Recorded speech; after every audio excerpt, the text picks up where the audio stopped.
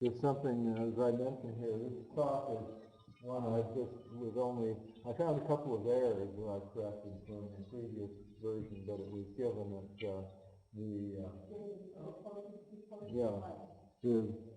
the talk was given at the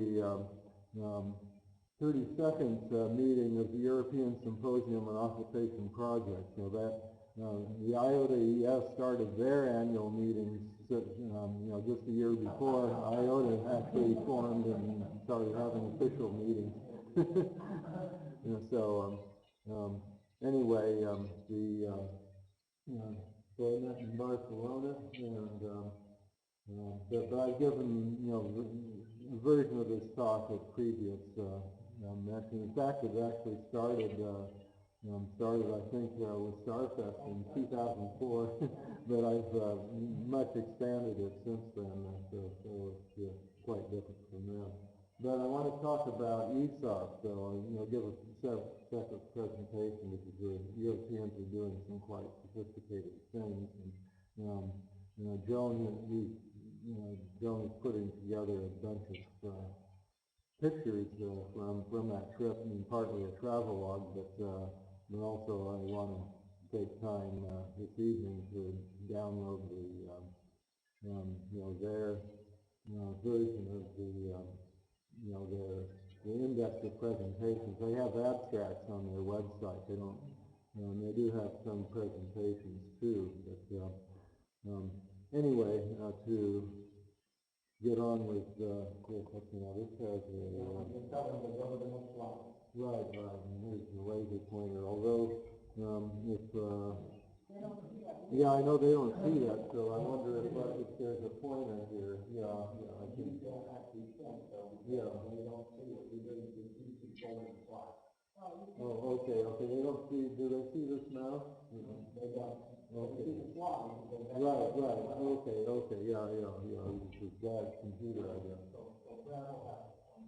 Okay. Yeah, we'll probably want to expand the view. Right. Everybody gets to control their view. So if you don't want to see the chat, then we can do that. Yeah, you would rather see the chat and not the list of all the people. Yeah, I think that's the way to do it. Okay. So let's go to the. I also gave a version of this to at Harvard University, their group of aerospace engineering students. But I had to include some more background, of course, for you guys. Next slide. Can you hear it? Yeah, there we go. Okay. This is Earth geometry. I think you all know that. We've seen enough pictures from Paul Maley of real events. I'll just go on to the next slide. Okay, I won't go through all of this. It's just that the idea of observing from remote stations sort of came to me back in the 1990s for grazing occupations when I was thinking, when I was doing video equipment, starting in the early 1980s, when the equipment was a lot more expensive and bulky than it is now. But as I kept using it, I every once in a while think, well, the equipment's all running now, I'm not doing anything. Maybe I should be somewhere else.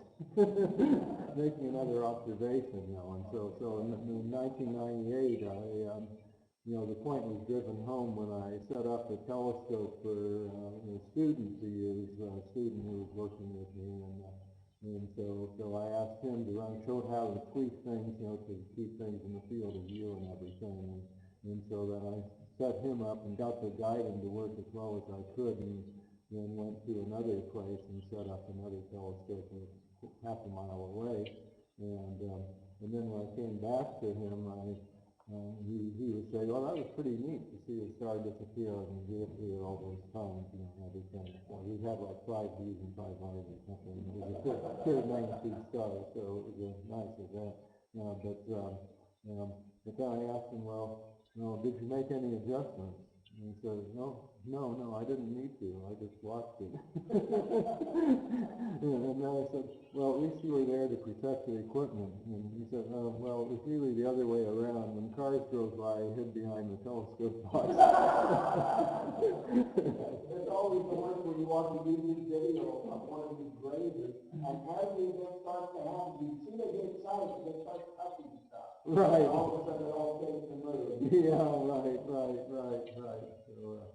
So anyway, but then, in 2001, then we had the first success with talking about the differences between doing it with grazers where you're close to the area. But with grazing occultations, the observation times are a few minutes or several minutes, and you're usually using narrow fields of view to cut out the moon's light, and so you're almost always using tracking systems.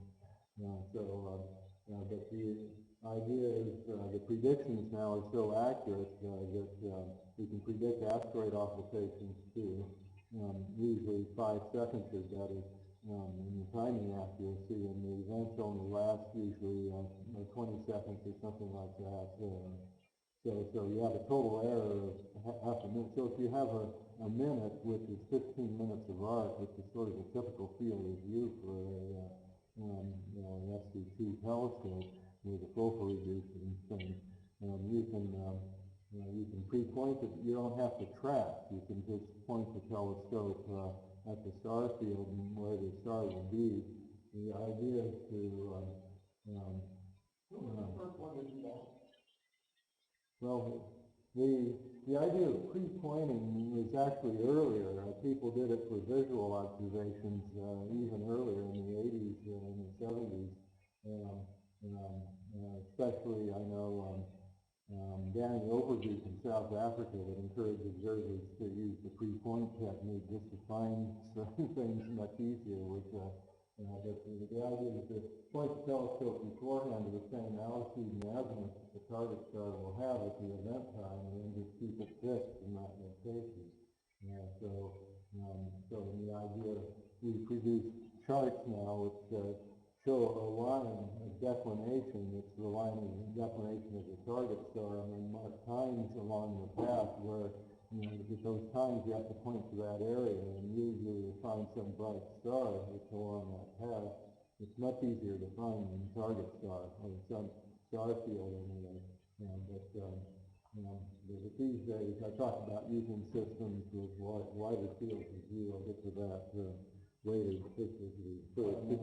Yeah, next slide. So anyway, this is the first success in September 2001. There was a 6 magnitude star that was occulted by 9 Meta, a large asteroid. So it was a close double star. Anyway, just next slide. So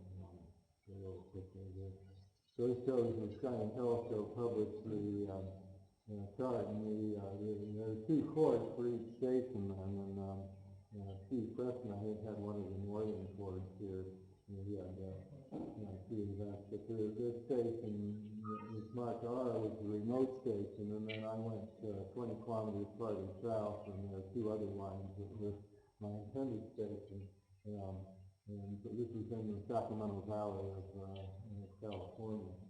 And so there were some forest fires at the time in the Sierras, and there was a plume of smoke that went over Sacramento, and it caused some problems for some of the visitors there didn't want able to see it.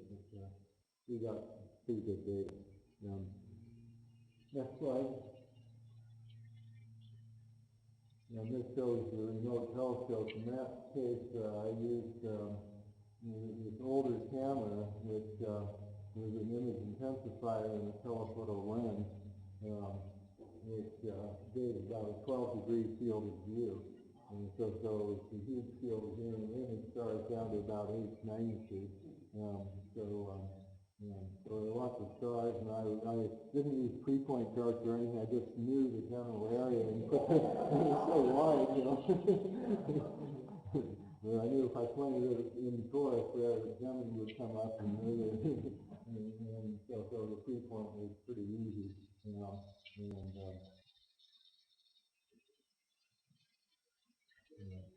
So, that was done. I set up the other telescope and hidden some bushes, 5-inch FCC, hidden bushes, at the other location, and then set this one up in an orchard, and then ran down to the other one and got the video going just in time. So, and I had to finally start with that one, and that was okay. Next slide. Here's another view. Next slide.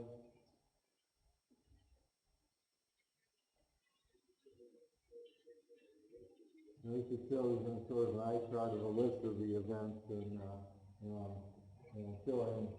The interesting thing is, let's see,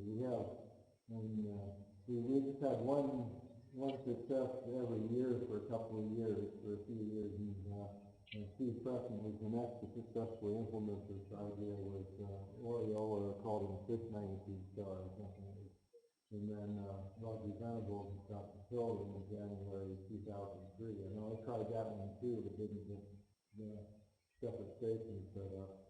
And then he points out, anyway, the first other people started doing this, as I say, but Dave Galt in Australia was the first one to use the technique outside of the U.S. And he set up the telescope at home, and then he went mobile to do another one. So that's an easy way to start. You put your telescope in a safe location, and then in the intended location. You can also set up telescopes at friends' homes and things, so you can do even more than one. Okay. I'll put the mic closer to me. Yeah. Let's see, can you? Okay, I guess you can hear me all right now, I hope. Okay. Actually, the audio is coming through. Okay. This thing here. Right.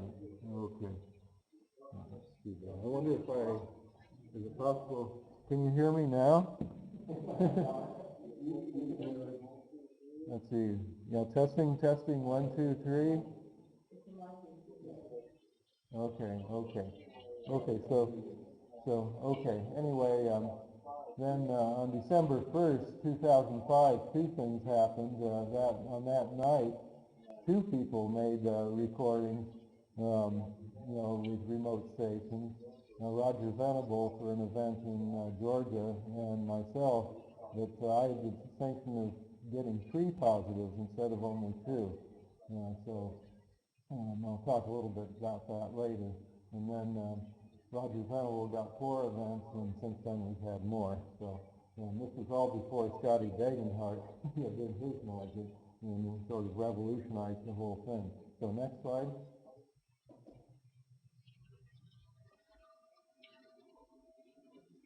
Okay, this shows the 99 Geikie event in December 2005, showing the 2 chords that the green belt. I set up a telescope at home and turned on the tape recorder to a video recorder for this one with an 8-inch FCC, and this is another 8-inch FCC that I set up at a golf course near La Plata, Maryland, and then I went to Dahlgren, Virginia for the southernmost chord.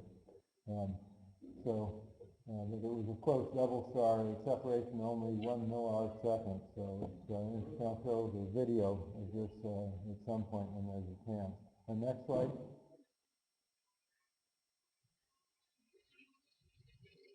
There we go.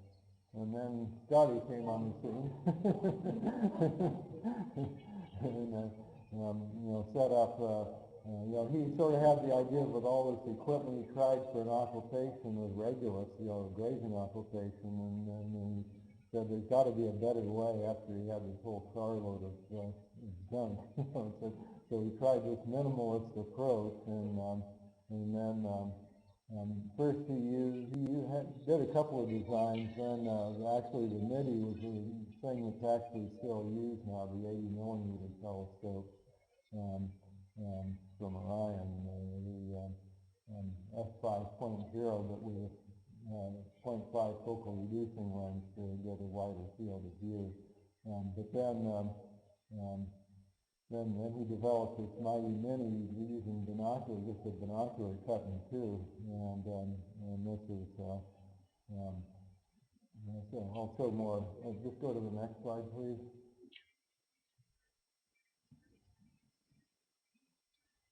It shows the mighty mini half binocular with a PC-164C X2.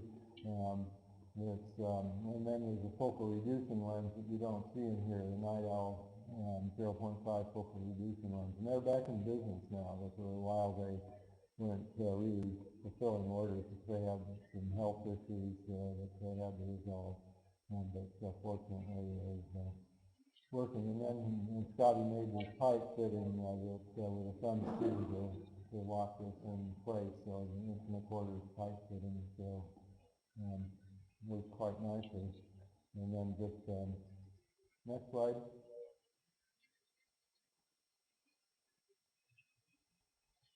And this shows that on the small $24 tripod.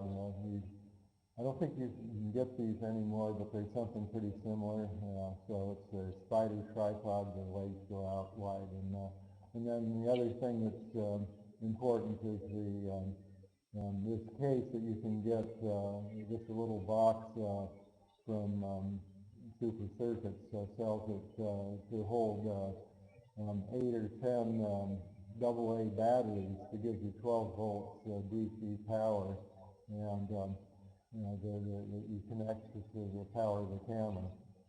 And then you use the mini-DV recorders, the Canon series, VR series recorders, which give full, record, full video, full AVI files. And unfortunately, all the digital recorders that have replaced these things now use compression, and you lose about a magnitude of sensitivity with them. They're convenient to use, but you suffer from them. So we buy these things on eBay, and we're still using them.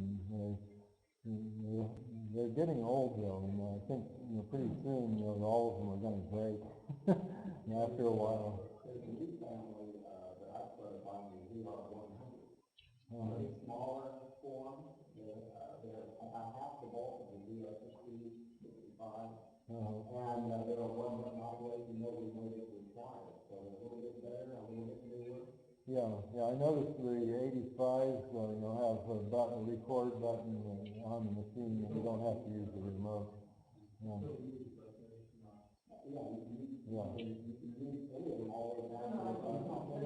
you can't buy them there. Right.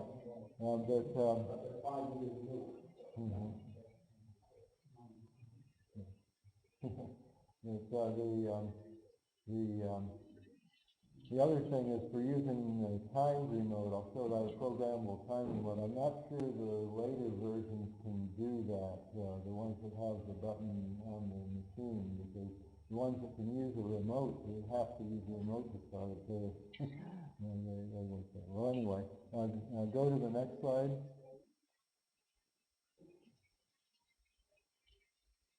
So this shows when he went to try to observe this one occultation, and we had 7 of these things in 2 big carry-on bags. So he didn't even have them in a suitcase. He's already taking the shoes off for home.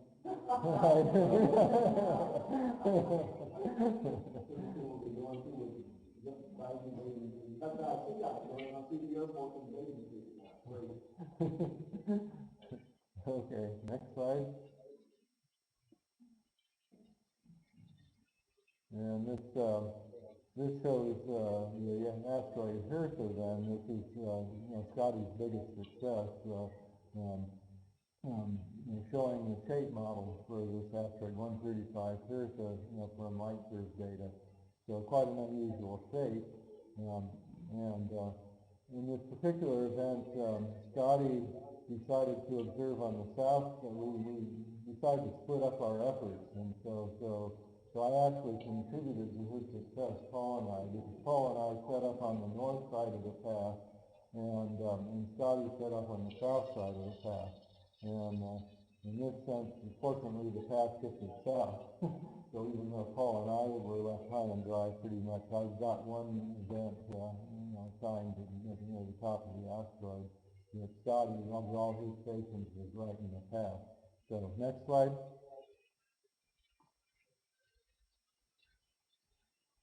And this shows his great success. All these stations that he set up a total of 15 stations, but unfortunately one of them was stolen.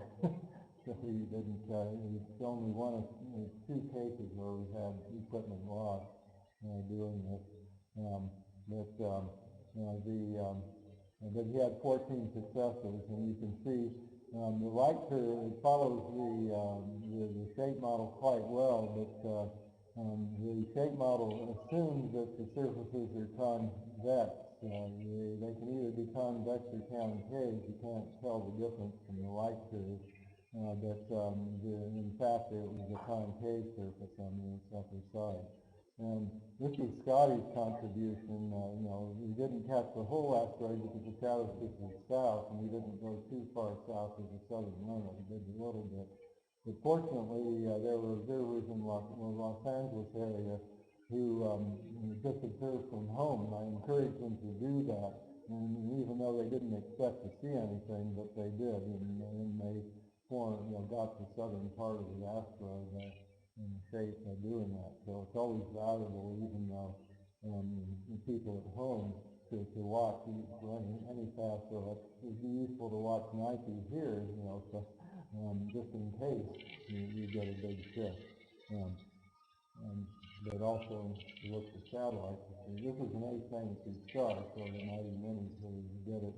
Did a pretty good job. Next slide.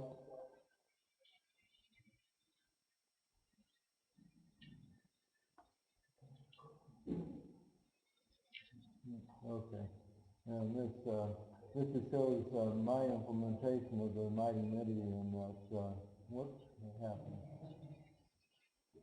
Okay, there it is. It can record stars down to about 10th magnitude, 9.5 robustly, but it can get 10th magnitude. And this shows the programmable remote, so I was talking about, I'll say more about that. But, next slide. This just shows to get fainter stars down to 11th magnitude, even what we've done to 11.3 successfully with this in the 80 millimeter telescope.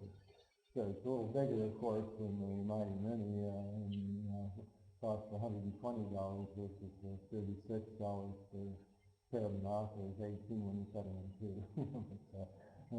And then I use a quantum ray tripod that's a little sturdier than the one for the Mighty Mini. Which works well even at high altitude. And Scotty uses the Mighty Mini as a video finder, and I just find it a little more convenient to use a regular finder. But, anyway, next slide. And this shows finally the massive 120 millimeter. This will be reached down to 12 to 12.5 magnitude.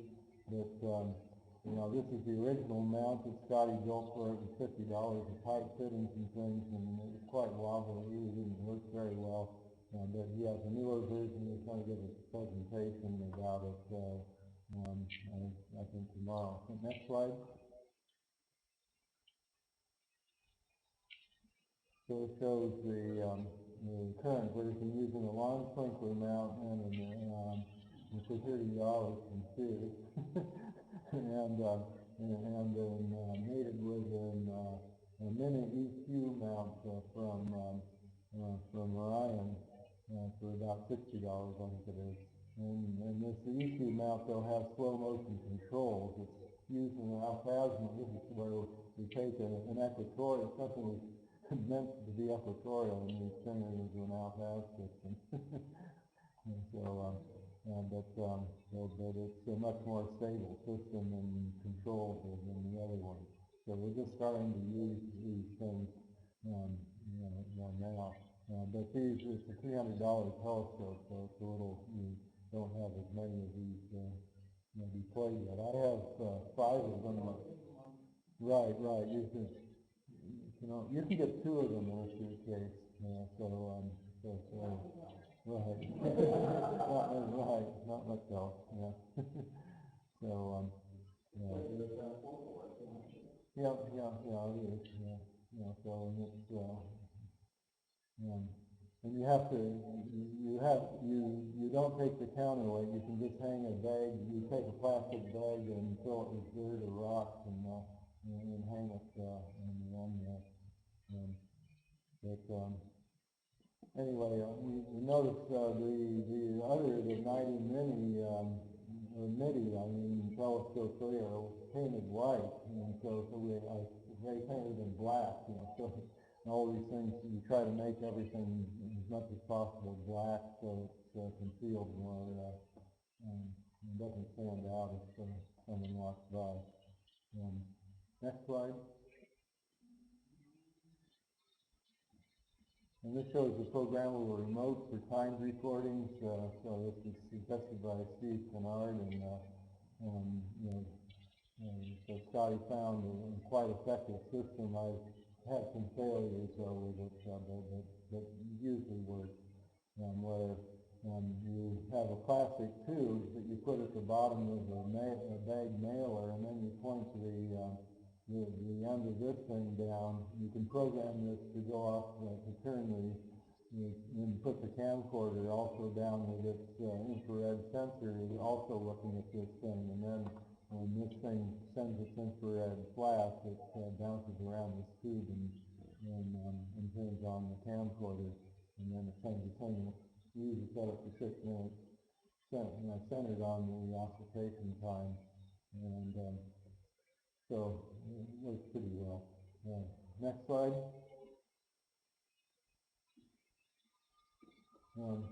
This just shows the 25 centimeter suitcase telescope that Dunham has made. So we've got one of these, but we're trying to get a system where these can be manufactured, but we don't have a lot of experience with it yet. It could do even better than the Maxes. Next slide. John Broughton has had success. He uses his telescope at home, and then he goes portable with this thing. And as it says there, and it can fit two of them within the 22 kilogram or 50-pound suitcase limit of most airlines. And next slide.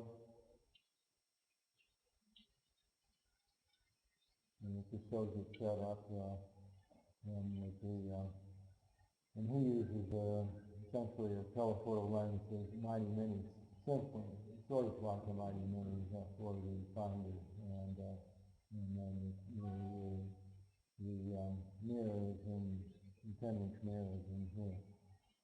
Next slide. Well, he has a 12-inch, but we have a 10-inch in here. This shows another recent success with the asteroid Bargo, which shows the bifurcated shape of this asteroid. It was suspected to be either a contact binary or a close binary, and it looks like it's a contact binary, of course, from our observations. When we held the IOTA meeting in Orlando to try to cover this 7 magnitude event. And there were a couple of observations in Europe too, but mostly in Florida. And here again we had Roger Venable and Paul Mary and I, and Paul got 5 events, and so did Scotty on this, so quite well. Next slide.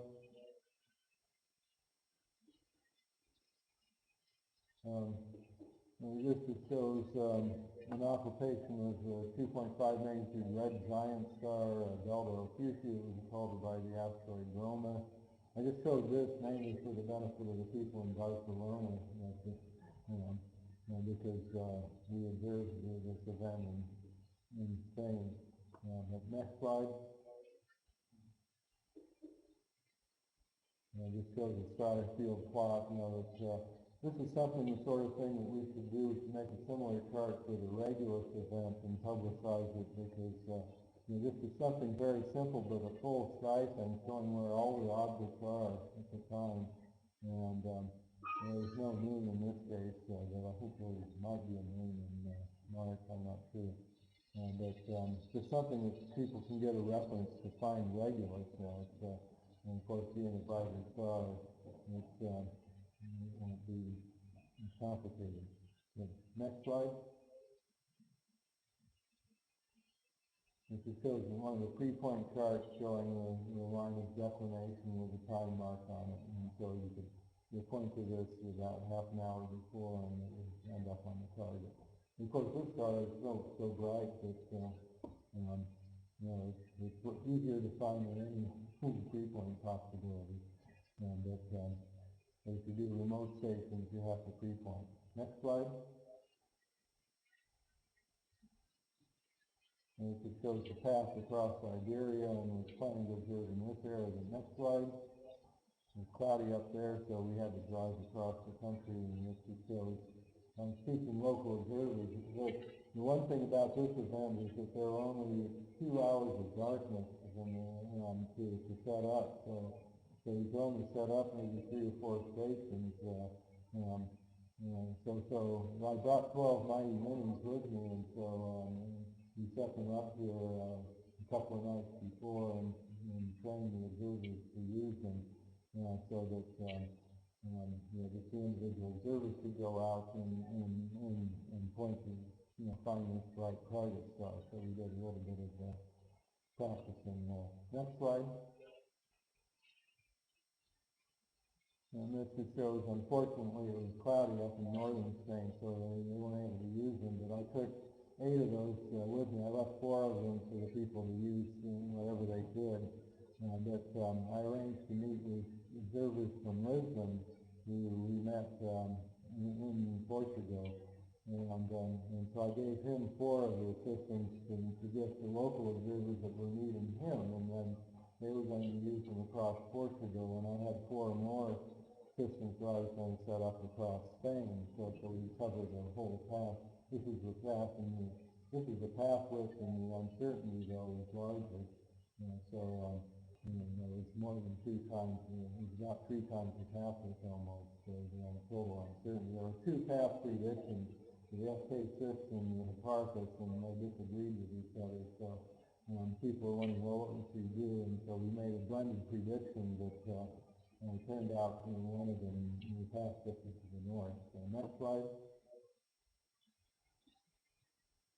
This just shows the stations we set up in Spain. We got 3 of them out. We didn't have time to get 4 of them, but they all had a miss. And then 3 of the observers.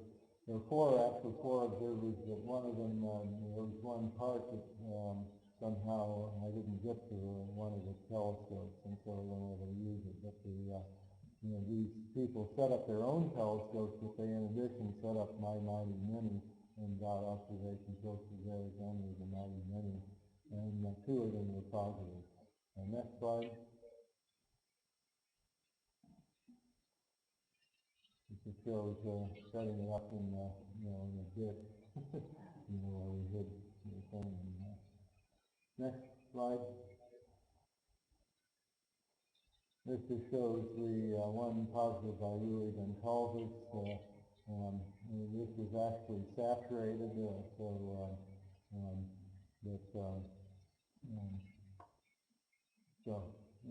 it was a total occultation. The red giant, the star was about a third of the angular size of the star, and the reduction has never been completed on this event.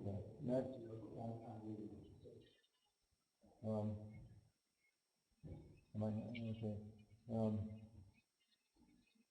Okay, this is, okay, right, yeah, we can, okay, this is showing a partial occultation. Maybe we should switch over to Steve. It'll take some time to get ready. Yeah.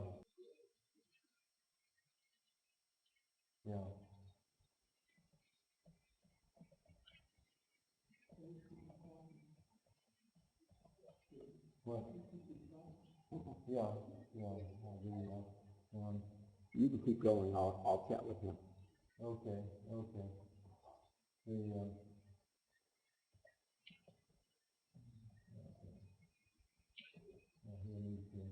Okay, I'll switch to another event after this. So.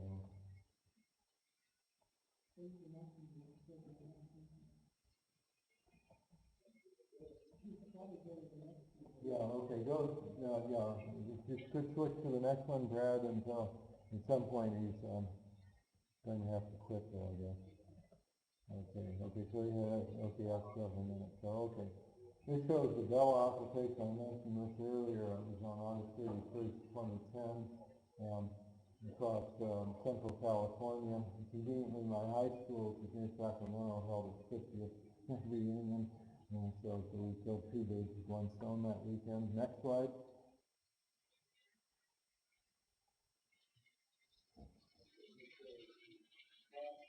Okay, and this shows the path, but in this case there were 2 predictions. There was another prediction which had the path, the full path was to the south.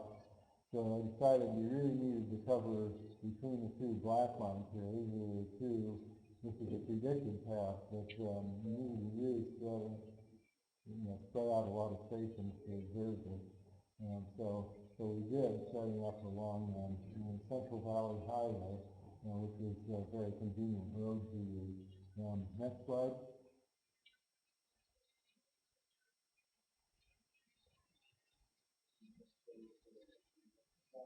And this shows the occult watcher's plan.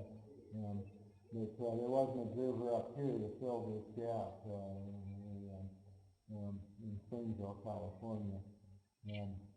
Next slide. And that was the plan. We didn't get all those out. There was 12, but we actually got 10 of them set up, and 9 of them actually worked. This shows the green dot here, the positive. Oh, okay, yeah. So you can see, and we were at the southern station when the event occurred, and so I saw that the event happened there, so it was great, we had a success, and it's probably not quite south. I mean, it was much more likely to be to the north, if that's the main pathway. And the other good thing is that Paul May was out there, and he got 2 stations running as well, and I knew where he was, so I set up around him, and so we got good coverage here. But I had these other stations set up in case the path went farther north and they had a miss. But it was good to be prepared. And there was Richard Stanton, and then we got a miss also. But in this case, we made 4 trips up and down. We did a scouting trip in the afternoon and ended up at the southernmost station at twilight, and we had almost all night to do this. The event occurred just an hour before sunrise, or a little more. And so we did the scouting trip to find the sites, then we set them up and pre-pointed them, and then at the end of the pre-pointing, about 3 hours before the event, we ran down the whole line, putting recorders at each site and turning them on. Some of them had, the northernmost ones had to have the remote control timers on them, but the others would take too long enough to run these others. Next slide. And then we had, of course, to pick them up on the way back, and the hotel was in Fresno. And this just shows, it looked like the star might be a binary. There was a step event with the reappearance for this, was using a mighty mini at one of the stations. And the next one shows, the next view, could show the next slide. Yeah, it shows the step event, but it's less obvious in this one. But there is a problem with these cameras that there's a raster of grid of these things, and so there's a sensitivity issue as the star moves across the field of view. The CCD, the brightness changes. It's recorded. Because there's a space between there's little lenses and things in these cameras to get the sensitivity, and so it goes between those, and so the light drops out and fluctuates.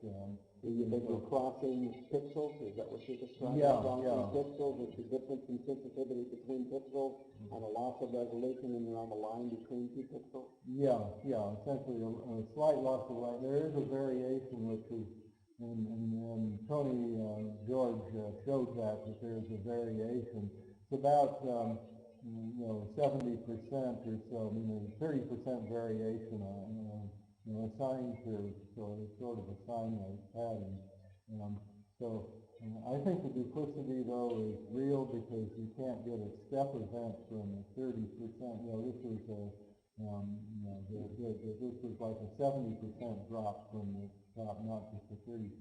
And the only solution for that is precision tracking with large pixels so that you stay on the same pixel for the event. Right. Hard to do unless you're in a perimeter observatory. That's right. So these systems, when you have an event that's like this, if it's a wider separation, so you get clear step events, and we've had that before. We've had successes, with these small systems. With double stars, there was the one where the components were like 0.15 arc seconds. So it shows up then. But in this case, there's some uncertainty, so we're not going to claim this as a double star discovery, although it's potentially it is possible that it is. Next slide.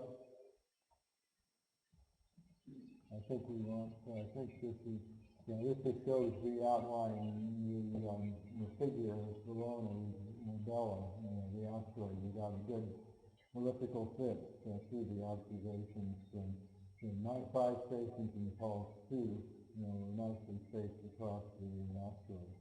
So this is actually my best success with in multiple station deployment. I've had several almost. Okay, I think we're ready to switch.